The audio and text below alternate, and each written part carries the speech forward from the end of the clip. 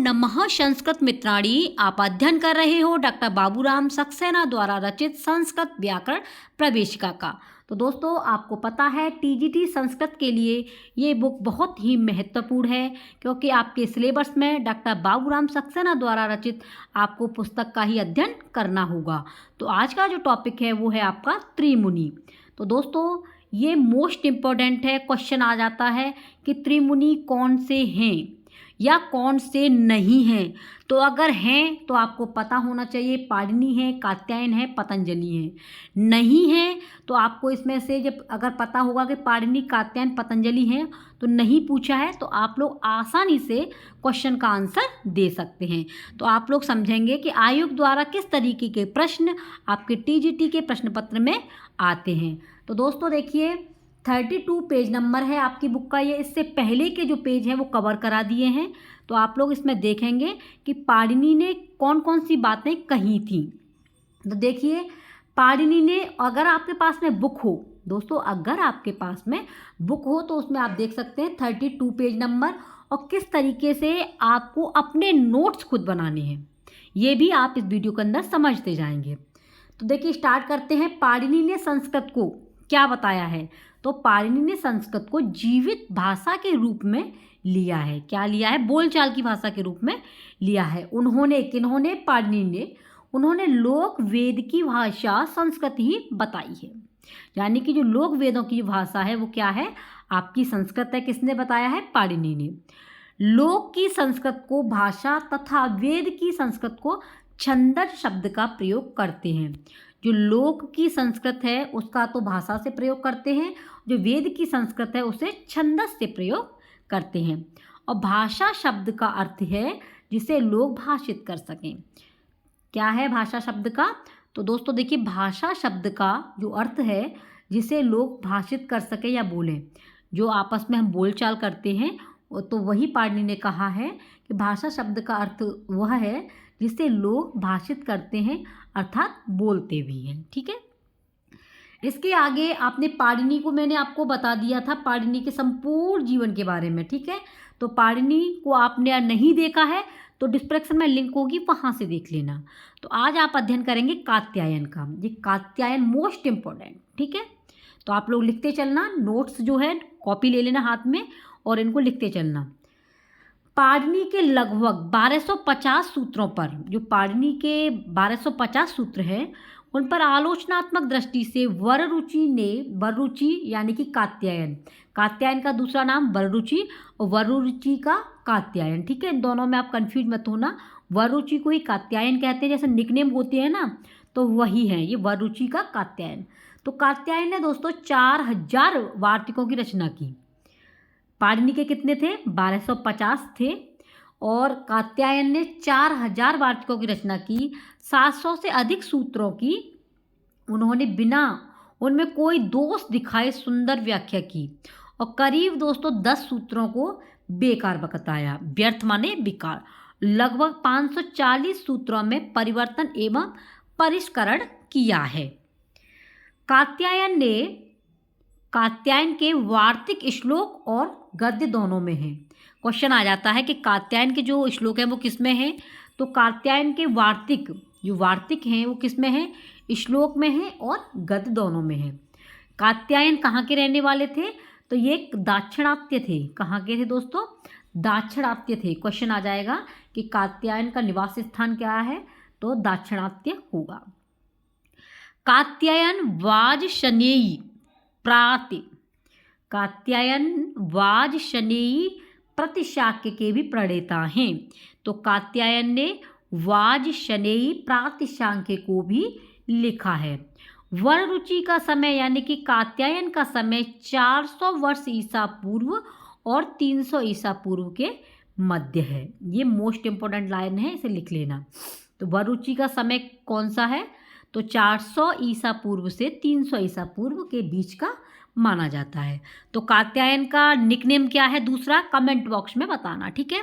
तो दोस्तों देखिए, क्वेश्चन आ जाएगा कि जो त्रिमुनि है उनके क्या क्या नाम हैं और उनकी पुस्तकों का क्या क्या नाम है।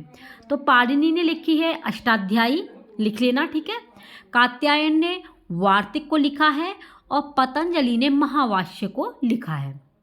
तीन मुनि हैं आपके, पाणिनि, कात्यायन, पतंजलि।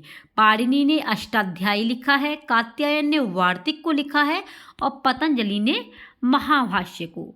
तो आपके पाणिनि हो गए, कात्यायन हो गए। अब बात करेंगे आपके पतंजलि पर। तो दोस्तों देखिए, ये पतंजलि जो थे, इन्होंने व्याकरणों ने इन तीनों को मुनित्रय के नाम से पुकारा है।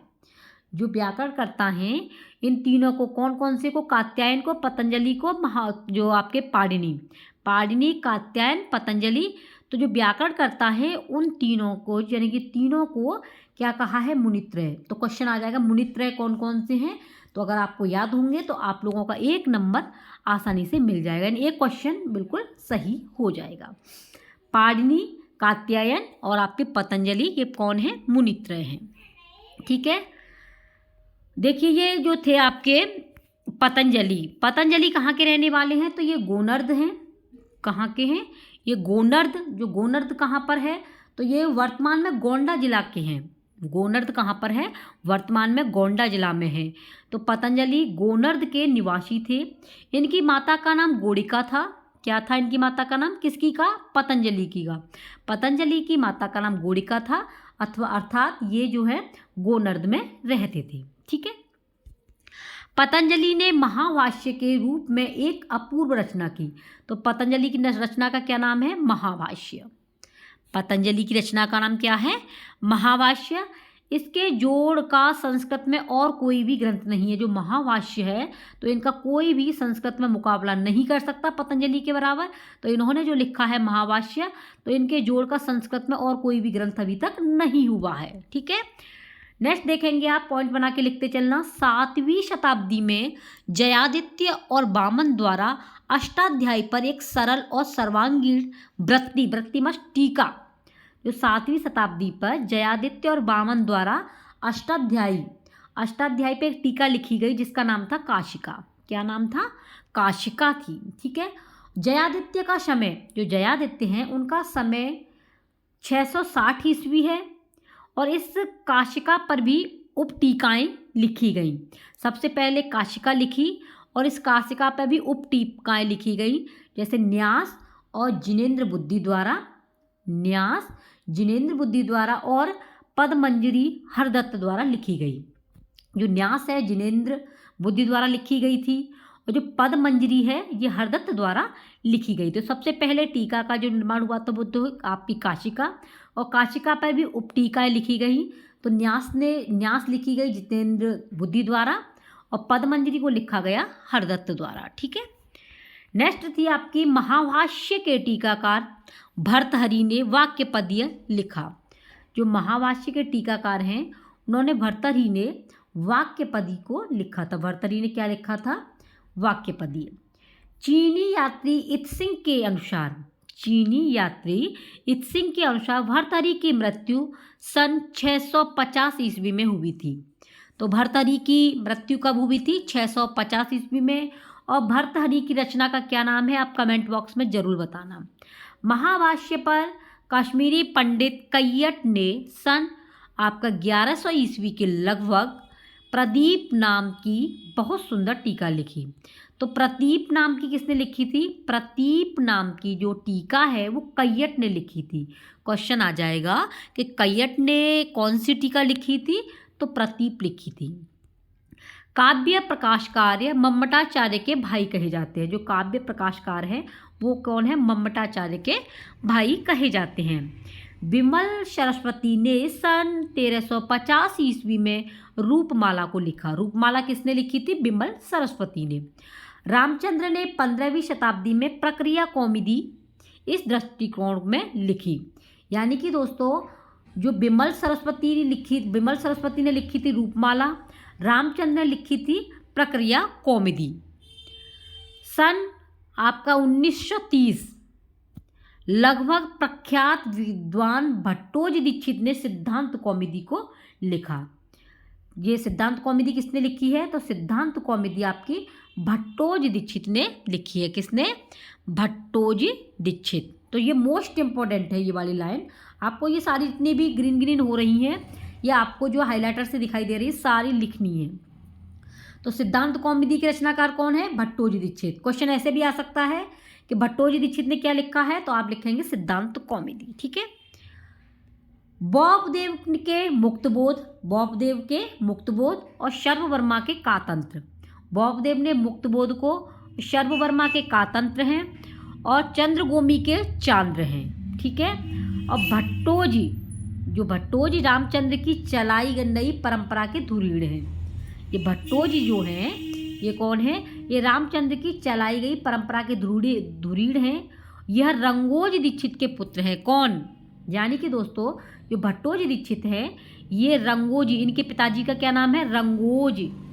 रंगोजी दीक्षित के पुत्र कौन है? भट्टोजी दीक्षित तथा शेष कृष्ण के शिष्य थे।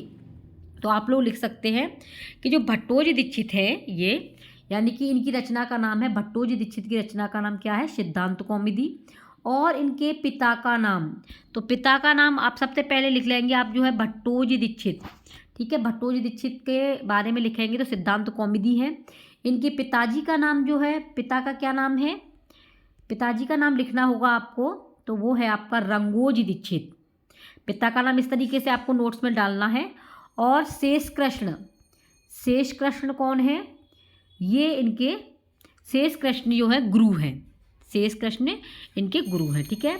इन्होंने सिद्धांत कौमुदी पर स्वयं प्रौढ़ मनोरमा नाम की टीका लिखी। प्रौढ़ मनोरमा नाम की टीका लिखी गई इनके।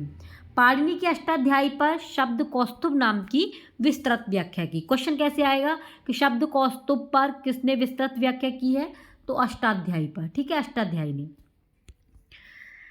नेक्स्ट लिखेंगे आप, भट्टोजी के भतीजे कौंडभट्ट ने वाक्य विन्यास, जो भट्टोजी दीक्षित के जो भतीजे थे उनका नाम था कौंडभट्ट, उन्होंने लिखा था वाक्य विन्यास।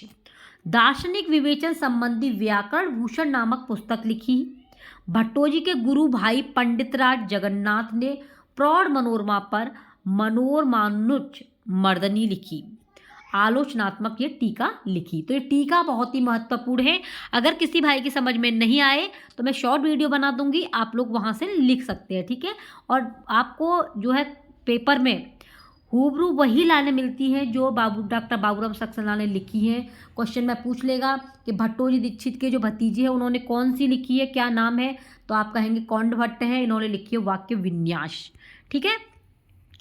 नागेश भट्ट का नाम को सब जानते होंगे। नागेश भट्ट का नाम बहुत ही आता है। तो दोस्तों देखिए, नागेश भट्ट ने गंगेश लिखा है। गंगेश उपाध्याय द्वारा प्रवर्तित नव्यन्यास की प्रतिपादन शैली में गंभीर और सूक्ष्म विचार प्रकट किए हैं। तो नागेश भट्ट ने क्या है? गंगेश। लघु सिद्धांत कौमुदी, तो दोस्तों लघु सिद्धांत कौमुदी मध्य सिद्धांत कौमुदी के रूप में वरदाचार्य ने किया। किसने किया? वरदराजाचार्य ने लघु सिद्धांत कौमुदी के बारे में किया। लघु कौमुदी का बहुत जोर से प्रचार भी किया। शर्व शर्मा ने ऐन्द्र व्याकरण के आधार पर कातंत्र व्याकरण की रचना की। तो ये जो है कातंत्र व्याकरण की रचना किसने की? ऐन्द्र व्याकरण के आधार पर शर्व शर्मा ने। तो इस कातंत्र व्याकरण की रचना संभवतः ईसा की पहली शताब्दी में की गई थी। कब की गई थी? पहली शताब्दी में। बौद्धदेव कौन थे? तो बौद्धदेव वैष्णव थे। कौन थे? बौद्धदेव वैष्णव थे। रामाश्रय ने सारस्वत चंद्रिका नामक टीका लिखी। तो जो रामाश्रम है, इन्होंने कौन सी रची? आप इस तरीके डैश लगा करके सारस्वत चंद्रिका नामक टीका को लिखा है। तो टीका दोस्तों बहुत ही महत्वपूर्ण है। ड्यत प्रत्यय में चुटु सूत्र से आदि में आने वाला ड़ तथा हलंत्यम सूत्र में त लुप्त हो जाता है। अगर ड्यत प्रत्यय का प्रयोग होता है तो वहाँ पर चुटु सूत्र का प्रयोग होता है और आदि में आने पर ड़ और हलंत्यम है सूत्र का त लोप हो जाता है। लुप्त माने छुप जाता है। प्रत्यय सदा बाद में ही जुड़ते हैं, ये आपको पता है। उपसर्ग पहले जुड़ते हैं और प्रत्यय हमेशा बाद में जुड़ते हैं। क्वेश्चन आ जाएगा कि प्रत्यय कहाँ जुड़ते हैं, तो प्रत्यय इसमें लिखा हुआ देखो, बाद में ही जुड़ते हैं। और ह के आगे क्या है? ड्यत जुड़ा होता है। ह के री में वृद्धि होकर आर हो जाता है। अगर ह के री में वृद्धि हो जाए तो वो क्या हो जाएगा? आपका आर हो जाएगा। ठीक है। तो ये थी दोस्तों महत्वपूर्ण आपकी डॉक्टर बाबूराम सक्सेना की जो बुक है। इतना सब कुछ आपको नोट करना है। तो 35 पेज नंबर मैंने आपको करा दिए हैं। तो दोस्तों आप लोगों के लिए काफ़ी महत्वपूर्ण है। आप लोग इंतज़ार कर रहे हैं परीक्षा कब होगी, तो इससे पहले आप अपने सिलेबस को निपटा लीजिए और जितना हो अपना रिवीजन करते चलिए। ठीक है फ्रेंड। और टीजीटी की संपूर्ण तैयारी आपके आदर्श कैरी क्लासेज पर कराई जा रही है। तो आप लोगों ने चैनल को अगर सब्सक्राइब नहीं किया है तो प्लीज़ दोस्तों सब्सक्राइब कर देना और हमारे फ्रेंडों को शेयर कर देना। बिल्कुल निःशुल्क में आपकी तैयारी कराई जा रही है। अगर किसी फ्रेंड ने डॉक्टर बाबूराम सक्सेना की बुक को नहीं लिया है तो शुरू से आपकी तैयारी हो रही है। आप लोग जो है आराम से अपने नोट्स बना सकते हैं और स्क्रीनशॉट लेकर के बना लेना। ठीक है। पीडीएफ प्राप्त करने के लिए टेलीग्राम से जुड़ जाना, वहाँ पर आपको ये पीडीएफ मिल जाएगा। ठीक है दोस्तों, आप लोग अपनी तैयारी करते रहें एक जुनून के साथ में, क्योंकि दोस्तों जो लगे रहेंगे उन्हें सफलता कहीं ना कहीं मिलेगी। तो आप लोग जो है तैयारी में बने रहिए। ठीक है, मिलते हैं नेक्स्ट टॉपिक में। तब तक के लिए आप बने रहिए अपनी आदर्श कैरी क्लासेस के साथ में। Take care, bye bye.